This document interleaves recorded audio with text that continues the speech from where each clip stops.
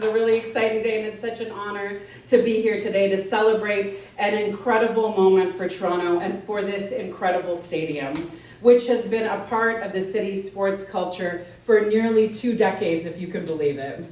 And to begin, as we always do, I want to recognize the land we are meeting on is the traditional territory of many nations, including the Mississaugas of the Credit, the Anishinaabe, the Chippewa, the Haudenosaunee, and the Wendat people, and is now home to many diverse First Nations, Inuit, and Métis people. And Toronto is covered by Treaty 13 with the Mississaugas of the Credit. And as always, we recognize all treaty people, including those who came here as settlers and migrants, either in this generation or in generations past, and those who came here involuntarily, particularly those brought to these lands as a result of the transatlantic slave trade and slavery, and especially as we close out Black History Month and we begin Black Mental Health Week today, and in support of the city's ongoing efforts to combat anti-Black racism, we pay tribute to ancestors of African origin and descent.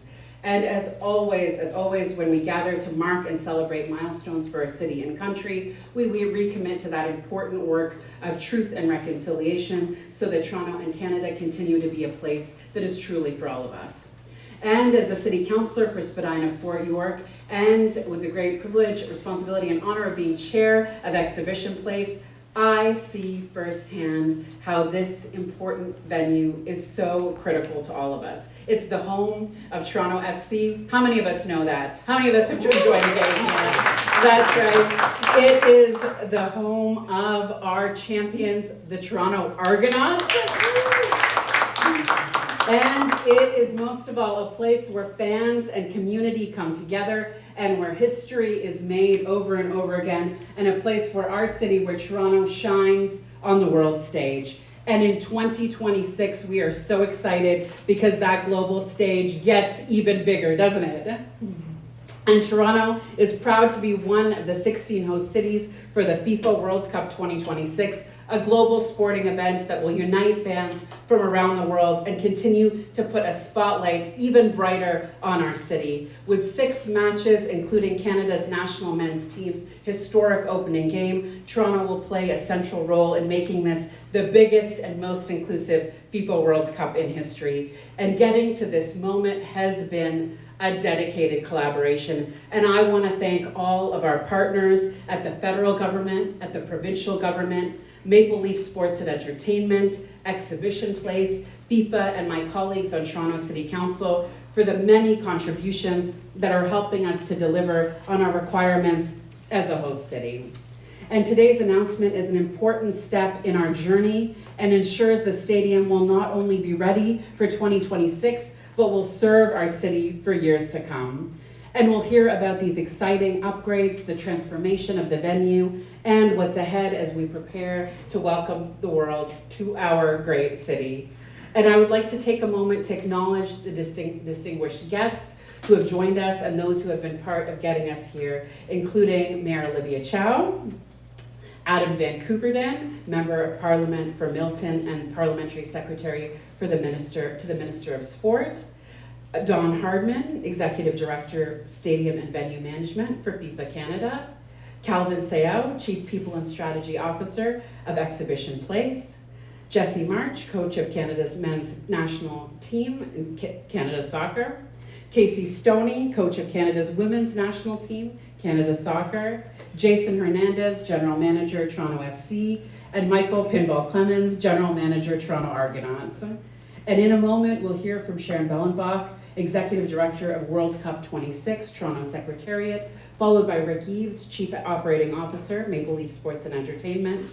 And they will share much more about these highly anticipated details about our stadium enhancements and what fans can expect for this season. And I, like you, cannot wait to hear more. And first, I'm pleased to introduce Mayor Olivia Chow to say a few words, followed by Adam Van Koeverden. Over to you, Mayor Chow.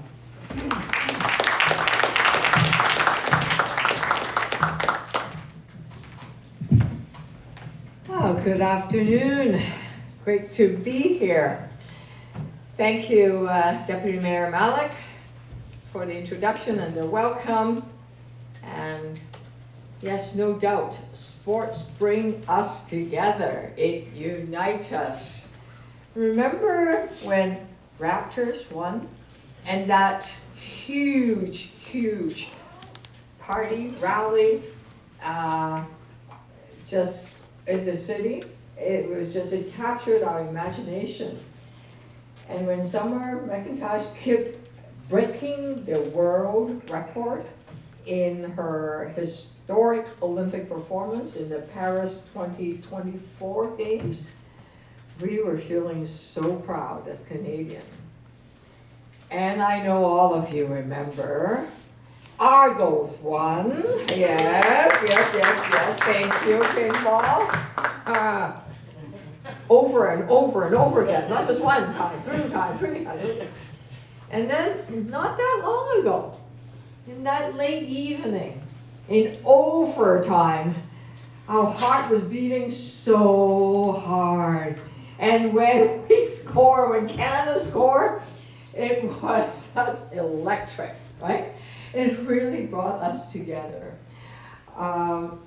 Look, Canadians invented what? Basketball, hockey, football in McGill, right?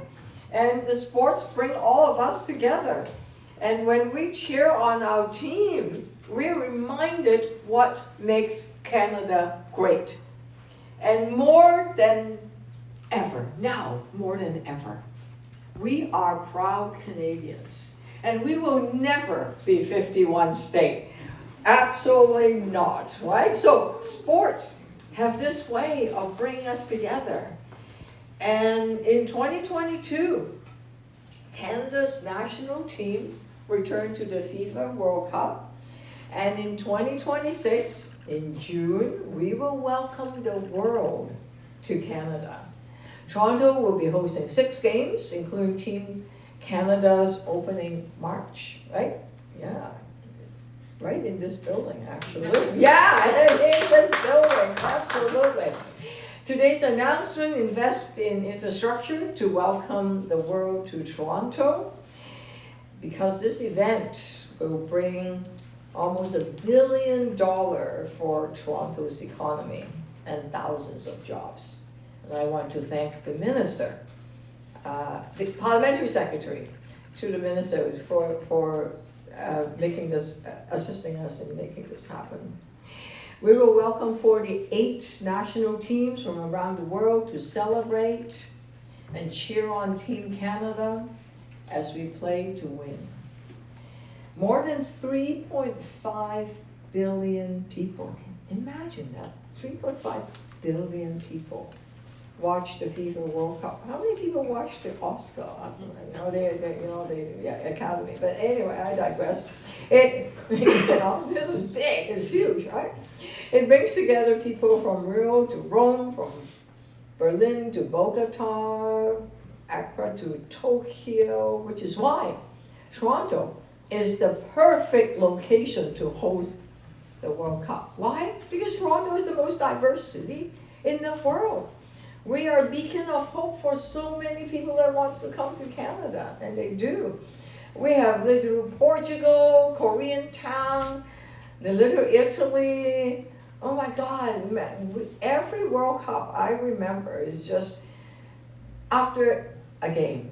You literally cannot move because everybody pour out on the street, and every cafe are packed with people watching the games, celebrating teams from their home country. And some of us, even if our home country are not really into the, not that good in soccer, we cheer for other people's team as if, it's ours. But it's this diversity that makes us so special.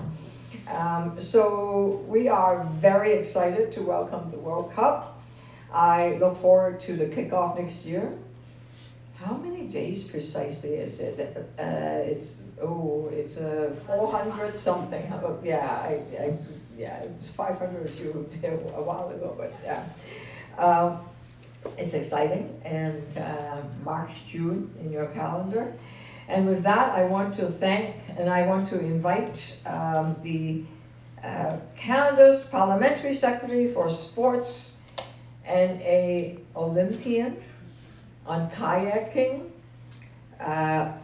Always admire your work, both as a member of Parliament as parliamentary secretary, and you making us proud with that gold medal. Let us give a hand to Adam and Google it. Thank you.